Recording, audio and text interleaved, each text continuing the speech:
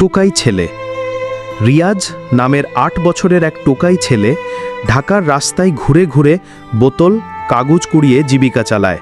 বাবা নেই, মা অসুস্থ। প্রতিদিন সকাল থেকে রাত পর্যন্ত তার কাজ শুধু আবর্জনার মধ্যে কিছু খোঁজা, যাতে সেটা বিক্রি করে একটু ভাত খেতে পারে। বৃষ্টির দিনে তার শরীর কাঁপে, কারণ পরার মতো শুকনো কাপড় নেই। কখনো ক্ষুধার কষ্টে সে ডাস্টবিনের পচা খাবারও তুলে খায়। মানুষ তাকে প্রায়ই ধমক দেয়, দূরে যা, নোংরা ছেলে। কিন্তু তারও তো স্বপ্ন আছে, স্কুলে যাওয়ার, খেলাধুলা করার। এমন হাজারো রিয়াজ রাস্তায় ঘুরছে, যাদের কোনো ভবিষ্যৎ নেই শুধু দারিদ্র্যের কারণে।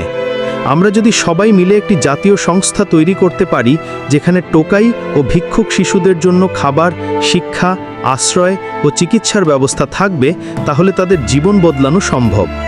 একসাথে এগিয়ে এলেই একদিন বাংলাদেশের রাস্তায় আর কোনো শিশু টোকাই হয়ে ঘুরবে না।